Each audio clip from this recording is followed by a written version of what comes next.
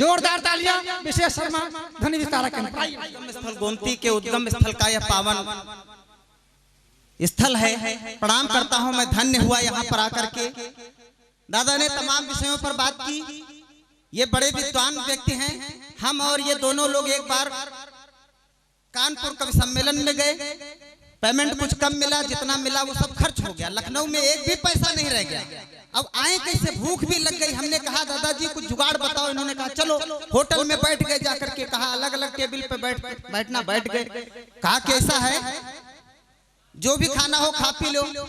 हमने अपना खाया, इन्होंने अपना खाया। बैठे रहे, काफी देर तक बैठे रहे। उसके बाद चलते बने। तो अब ये पहुंचे काउंटर पे और कहा कि हाँ भैया हिसाब करो, हम चले।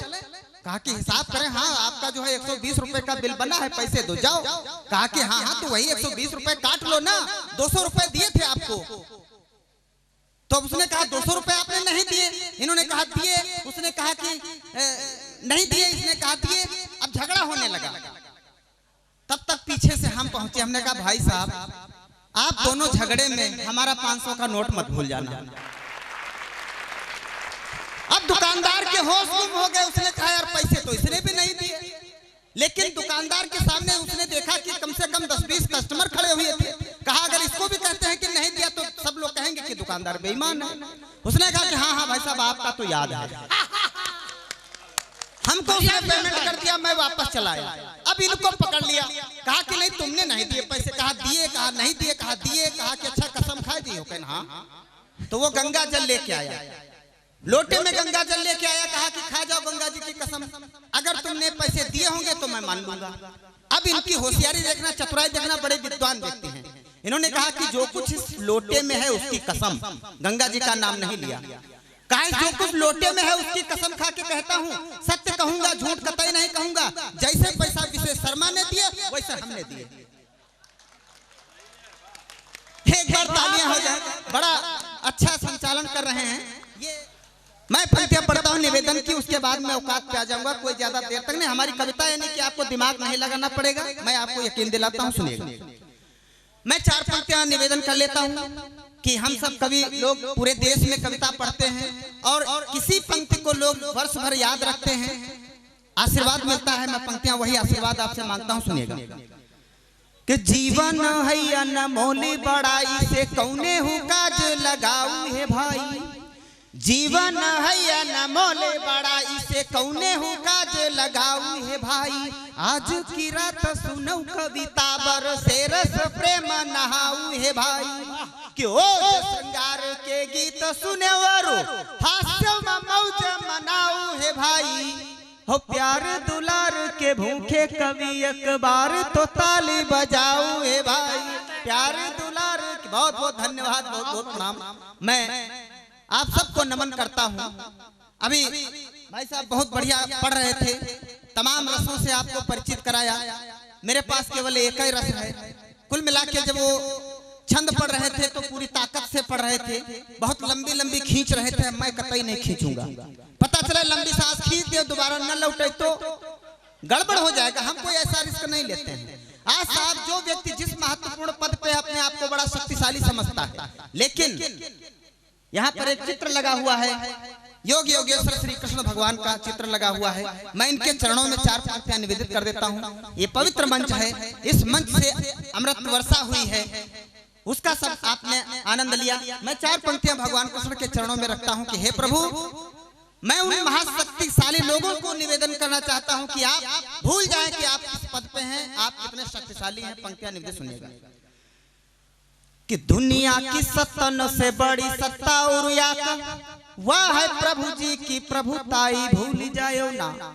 दुनिया की सत्तन से बड़ी सत्ता और वह है प्रभु जी की प्रभुताई भूल जाओ ना। और दौलत कमायो धन संपत्ति अपार किंतु नीकिया खराब भई कमाई भूल जाओ ना। और आज जौन बोवा जाई काटा जाई वह काल मिली है समूल पाई पाई भूल जाओ ना। हिया सने हुआ तक जाई एक शब्द प्रेम, हिया सने हुआ तक जाई एक शब्द प्रेम, सारा धन ही रह जाई भूल जायो ना, सारा धन ही। बहुत बहुत धन्यवाद, बहुत बहुत प्रणाम। चलिए मैं अपनी मूल विधा पर आने की कोशिश करता हूँ। हमारा लड़का साहब 5 साल का, मैंने एक दिन उसे डांट दिया। हमने कहा गधे कहीं के, ये लॉकडाउन में लड़के कितना बदल गए हैं, उनकी सीखने की दशा कैसी हो गई है। मैं वो बात कहना चाहता हूँ। मैंने लड़के को डांटा, हमने कहा गधे कहीं के। लड़के ने पलट के जवाब दिया, कहा पिताजी औकात में रहा करो, हमें गधा नहीं गधे की औलाद कहा करो। हमने कहा चलो लड़कों से अब ऐसी बात नहीं करते, सतर्क हो जाते हैं। 3-4 दिन बाद पता चला कि लड़का स्कूल नहीं गया था। हमने शाम को बच्चे को घर बुलाया, हमने कहा कि बेटा जब हम तुम्हारी उम्र के थे तो सीधे स्कूल जाते थे, गुरुजी इतना काम बताते थे, काम पूरा करते थे, कक्षा में हमेशा फर्स्ट आते थे। लड़के ने यहाँ भी बाजी मार ली। उसने कहा देखिए पिताजी आप हमारी उम्र के थे तो क्या करते थे हम नहीं जानते, लेकिन आज किताब में पढ़ा है जब भगत सिंह आपकी उम्र के थे तो फांसी पे लटक गए थे। लड़के बड़ा सम्मान करते हैं। एक बहुत छोटा बच्चा मोबाइल का कैसे प्रयोग करता है, मस्ती के साथ में सुनिएगा। 5-7 लोग ताली बजा दो, हम शुरू करें। हाँ बस बस बस बस। कानपुर में कवि सम्मेलन था, 10-12 हजार की भीड़ थी। हमने कह दिया ताली बजाओ, सारे लोगों ने एक साथ ताली बजा दी। तालियां हम बर्दाश्त नहीं कर पाए, हम बेहोश होकर गिर गए। 2 बोतल ग्लूकोज चढ़ाया गया तो हमको होश आया, लेकिन अब हिम्मत आ गई है, बजा सकते हैं। मैं पंक्तियां पढ़ता सुनिएगा कि एक नवजात शिशु सिस्टर से बोल उठा, एक नवजात शिशु सिस्टर से बोल उठा, दीजिए मोबाइल है बात करनी मुझे। एक नवजात शिशु सिस्टर से बोल उठा, दीजिए मोबाइल है बात करनी मुझे। और 9 महीने कष्ट झेल धरती पे आया हूँ तो बंधु बांधवों को भी सौगात करनी मुझे। कि एक काल करे भगवान से करूँगा बात, कुंडली भी अपनी है ज्ञात करनी मुझे।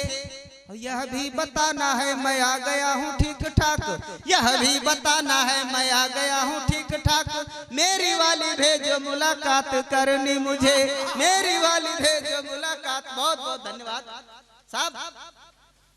ये प्रियंका जी बैठी हुई हैं, हेमा जी बैठी हुई हैं। इन्होंने कहा कि विशेष तुम हास्य के चक्कर में काहे पड़े हो, श्रृंगार लिखा करो।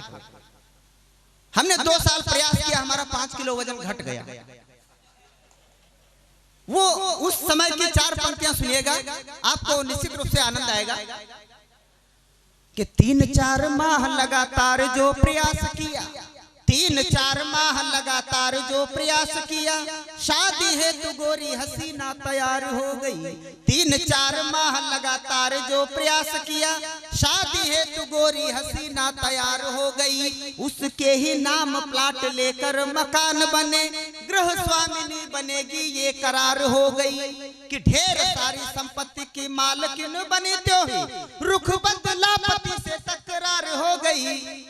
और पति देव झुनझुना बजाते रहे और वह, पति देव झुनझुना बजाते रहे और वह बेच के मकान कैसे ले फरार हो गई, बेच के मकान कैसे ले फरार हो गई। बढ़िया अनुभव है भाई, बढ़िया दादा। तो 4 पंक्तियां और झेलो इसी खान। मैं देखिए साहब, हम कभी लोग देश में एकता का पाठ पढ़ाते हैं, एकता की बात करते हैं। और साहब यकीन मानिएगा, जहां सबसे बड़ी दिक्कत है वहां लोग ध्यान नहीं देते हैं। आपका अगर परिवार सुधर जाए तो आपका पूरा मोहल्ला सुधर जाएगा, मोहल्ला सुधर जाएगा, पूरा गांव, पूरा शहर सुधर जाएगा। और जब शहर सुधर जाएगा साहब पूरा जिला सुधरेगा, जिले के बाद में प्रदेश, प्रदेश के बाद पूरा राष्ट्र सुधर जाएगा। हम कभी लोग किस तरह से एकता की बात करते हैं, आनंद के साथ में सुनिएगा। 5-7 लोग ताली बजाओ। हाँ, ये करना पड़ेगा। आपकी तालियां हमारे डेकाट्रॉन इंजेक्शन के बराबर काम करती हैं। आप ताली बजाओगे तो उतना बढ़िया हम सुना पाएंगे। सुनिएगा कि झगड़ालू बीबी यदि आपको भी मिली हो तो, सबसे बड़ी समस्या यही है। झगड़ालू, ताली बजाओ यार। हाँ, झगड़ालू बीबी यदि आपको भी मिली हो तो मेरी मानो जीवन आनंद कर लीजिए। झगड़ालू बीबी यदि आपको भी मिली हो तो मेरी मानो जीवन आनंद कर लीजिए। और चूल्हा चौका झाड़ू पोछा आप खुद कीजिएगा, उसकी पसंद का प्रबंध कर लीजिए। वो डांटे या दिखाए आंखें हिम्मत न हारो मित्र, वो डांटे या दिखाए आंखें हिम्मत न हारो मित्र, मुख मुस्कान मंद मंद कर लीजिए। और फिर भी जो बेलन ले दौड़े तो तुरंत आप, फिर भी जो बेलन ले दौड़े तो तुरंत आप शीश को झुका के आंखें बंद कर लीजिए, शीश को झुका के आंख, बस सारी समस्या हल है। और ये मंच के लोग भी तालियां बजा सकते हैं। मंच पे ऐसा होता है, लगता है कि मंच ये सब इधर के सभी लोग जो है पीछे के श्रोता लगता है कोमा में चले गए हो। ये मंच के कवि ऐसा लगता है नरेगा के मजदूर बैठे हैं, कोई मतलब ही नहीं है। बहुत सही। कुल मिला के बहुत बढ़िया कार्यक्रम चल रहा है। मैं 2-3 छंद और पढ़ूंगा, सबको पढ़ना है, बहुत समय हो रहा है। मैं सब ये श्रीकांत दादा बहुत अच्छे रचनाकार हैं, बड़े रचनाकार हैं। 8-8, 10-10 दिन तक ये कार्यक्रम कवि सम्मेलन के दरमियान इनको बाहर रहना पड़ता है। 15 दिन बाद दादा घर पहुंचे हैं। एक घर में परिवर्तन दिखा है, परिवर्तन में एक शंका नजर आई, शंका का इन्होंने समाधान किया। समाधान अगर आनंद दे जाए तब सभी लोगों का आशीर्वाद चाहता हूँ, सुनिए। स्वागत। कि मैडम की नई चमकीली साड़ी देखकर दादा 15 दिन बाद घर पहुंचे, देखा भाभी जी नई साड़ी पहने हुए हैं। इनके शंका उत्पन्न हुई कि यह साड़ी इनके पास थी नहीं, पैसे इतने थे नहीं, खरीदा कैसे। 15 दिन में घर पे नहीं था, गड़बड़ कहाँ है। कि मैडम की नई चमकीली साड़ी देखकर चिंता तुरपति का तो धैर्य डोल गया है। कि मैडम की नई चमकीली साड़ी देखकर चिंता तुरपति का तो धैर्य डोल गया है। और पता चला साड़ी तो मिली है उपहार उसे, दादा सोचे कौन यहाँ विष घोल गया है। और चक्कर चला है तेरा किससे बता दे मुझे, कौन तेरे दिल के कपाट खोल गया है। मैडम ने कहा आज साड़ी ही मिली है कल, मैडम ने कहा आज साड़ी ही मिली है कल, झुमके भी देगा ये पड़ोसी बोल गया है, झुमके भी देगा ये पड़ोसी बोला। उन्होंने कहा कि जाओ 15-15 दिन तक चाहे महीना भर कार्यक्रम करो, हमने अपनी व्यवस्था कर ली है, कोई टेंशन वाली बात नहीं है। बहुत अच्छा, मैं प्रणाम करता हूँ। और मैं अभी पिछले दिनों में क्या हुआ साहब, एक बार एक व्यक्ति के प्राण लेने आए यमराज। अभी व्यक्ति घबरा गया एकदम, कहा कि ये कैसे हो सकता है, अभी तो हमें बहुत दिनों तक जिंदा रहना है, तमाम काम करने हैं, अभी हम दुनिया से नहीं जाएंगे।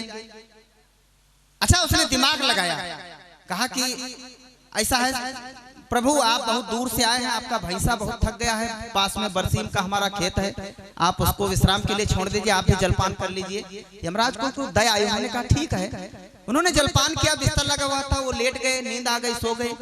2 घंटे बाद जब जगे तो एक परिवर्तन देखा। जब वो सो गए तो इन्होंने क्या किया, दादाजी ने क्या किया, इन्होंने उनका यमराज का रजिस्टर उठाया और उसमें देखा पहला नंबर लिखा श्रीकांत सिंह। इन्होंने कहा अब तो बड़ा गड़बड़ हो गया, अब आज तो टिकट पक्का।